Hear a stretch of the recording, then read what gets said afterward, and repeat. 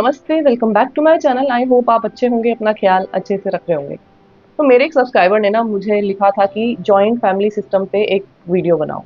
तो मुझे लगा कि मेरे से अच्छा कैंडिडेट और कौन हो सकता है, क्योंकि मैं जो है शादी से पहले न्यूक्लियर फैमिली में रहती थी और शादी के बाद जो है मैं जॉइंट फैमिली में आई। तो जब हम जॉइंट फैमिली में रहते होते हैं तो ऑब्वियसली देयर आर प्रॉब्लम्स, क्योंकि इतने सारे लोग हैं, उन सब लोगों के साथ हमें मिलजुल के रहना होता है। सब लोगों का जो है ख्याल रखना होता है, देखना पड़ता है कि किसी को कोई चीज़ बुरी ना लग जाए, या अगर हम कुछ ऐसा काम कर रहे हैं जो किसी को हर्ट कर सकता है।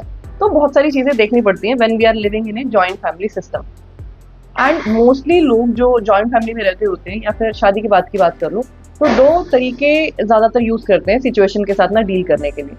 पहला तरीका तो है कि लोग ना अपनी इच्छाओं का गला घोटने लग जाते हैं, या लोगों को लगता है कि यार मेरे से बड़े हैं तो इनको कुछ बुरा ना लग जाए, या मैं क्यों ही हर्ट करूं, या अगर मैं किसी चीज़ को मना करूंगी तो इनकी फीलिंग्स हर्ट हो जाएंगी क्योंकि बड़े हैं। तो इस तरीके से लोग चलेंगे, एक तरीका तो ये है। और ऐसे करते करते क्या होता है कि अपनी जो इच्छाएं हैं उनको पीछे रखते जाते हैं, और जो बड़े हैं या बाकी के जो फैमिली मेम्बर्स हैं उनकी जो प्रेफरेंसेस हैं या उनकी जो भी कुछ इच्छाएं हैं उनको फ्रंट सीट दे देते हैं। तो जब हम ये वाला तरीका यूज़ कर रहे होते हैं ना, जिसमें कि हम दूसरों के बारे में ज़्यादा सोच रहे हैं, तो हमें ऐसा लग रहा होता है कि हम बहुत अच्छा काम कर रहे हैं, क्योंकि हम घर की सुख शांति को मेंटेन कर रहे हैं और हम सेक्रीफाइस कर रहे हैं अपनी इच्छाओं का। लेकिन होता पता है क्या है, इन द लॉन्ग रन ऐसा होता है कि हमें सफोकेटेड फील होने लग जाता है, या हमें सैडनेस आने लग जाएगी, क्योंकि हम अपने दिल की आवाज़ नहीं सुन रहे। हम दूसरों को खुश करने के चक्कर में, फॉर वट एवर रीज़न, कि घर में लड़ाई हो सकती है या कुछ भी ऐसी चीज़ें हो सकती हैं जो कि अच्छी नहीं है, तो हम ये सब कुछ करने के चक्कर में ना अपने आप के साथ कहीं ना कहीं बुरा करते चले जाते हैं। और ये सारी चीज़ें जब आप लॉन्ग रन में करते रहते हो ना, तो क्या होता है कि आपका जो स्वभाव है ना, जो बिहेवियर है, वो आपको भी नहीं पता चलता, पर वो थोड़ा थोड़ा चेंज होने लग जाता है। या तो आप इरिटेटेड फील करने लग जाओगे, या आप दुखी रहने लग जाओगे, सैडनेस फील होगी आपको। आपको लगेगा कि किसी भी चीज़ में मन नहीं लगता, कोई भी चीज़ अच्छी नहीं लगती, या आपको ऐसा लगेगा कि किसी को ज़रूरत ही नहीं है मेरी, या आपको ऐसा लगेगा कि मैं ही तो ये सब कुछ चला रही हूँ, या मेरी वजह से ही तो ये सब कुछ हो रहा है, पर किसी को तो मेरी पड़ी नहीं है। तो इस तरह के साइकोलॉजिकल चेंजेस आपके अंदर आने लग जाएंगे जब आप ये सारी चीज़ें ना करते जाते हो रिपीटेडली। दूसरा तरीका जो लोग फॉलो करते हैं वो क्या है कि वो रिबेल करने लग जाते हैं। वो ये बोलेंगे कि नहीं, मैं ही क्यों करूँ, या ये सेक्रीफाइस मैं ही क्यों करूँ, दूसरा आदमी क्यों ना करे, या फिर मैंने कोई ठेका थोड़ा ना ले रखा है सबको खुश करने का, मैं ही क्यों करूँ। तो मुझे जो अच्छा लगता है वो मैं करूँगी, और अगर किसी को वो अच्छा लग रहा है तो ठीक है, अगर वो नहीं अच्छा लग रहा है तो उसकी प्रॉब्लम है। तो हम एक तरह से अपने बारे में सोचने लग जाते हैं, प्रायोरिटी अपने आप को देने लग जाते हैं, और दूसरों को लेके हमें लगता है कि हमें क्या करना है यार, उनकी प्रॉब्लम है, मुझे जो सही लगेगा वो मुझे करना है। तो दो अप्रोच हम यूजुअली डील करते हैं। अगर आप नोटिस करोगे ना, तो ये दोनों अप्रोचेस जो है ना, ये दोनों एक्सट्रीम अप्रोचेस हैं। एक अप्रोच में हम अपने आप को निगलेक्ट कर रहे हैं, दूसरों को प्रेफरेंस दे रहे हैं।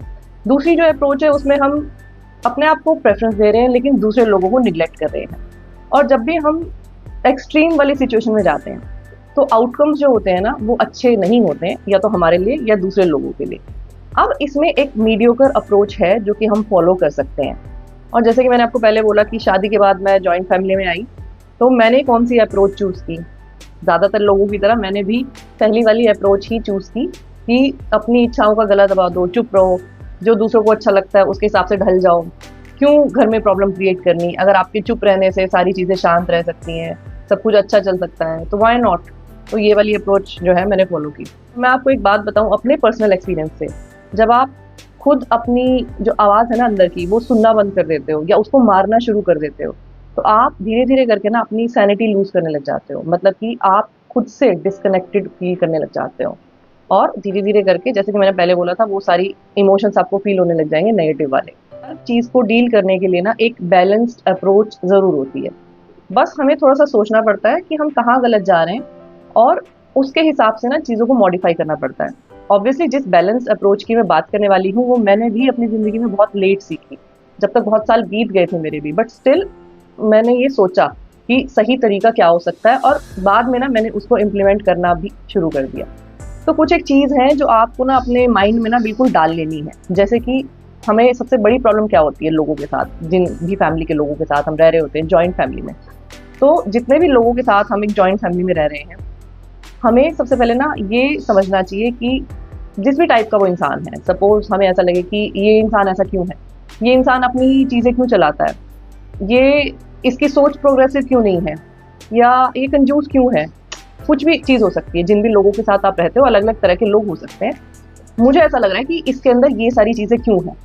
तो पहली चीज़ ये समझने की ज़रूरत है कि जो भी वो इंसान है, उसके जो भी एक्सपीरियंसेस रहे हैं ना उस लाइफ के, चाहे अच्छे एक्सपीरियंस, चाहे बुरे एक्सपीरियंस, चाहे जो भी कुछ उसने झेला है उन 50 साल 60 साल में, जो भी कुछ उसकी उम्र है, उन एक्सपीरियंसेस से बना है वो इंसान। मतलब उसकी सोच उन एक्सपीरियंसेस से बनी है, चाहे वो गलत है चाहे वो सही है, वो बात नहीं कर रही हूँ मैं।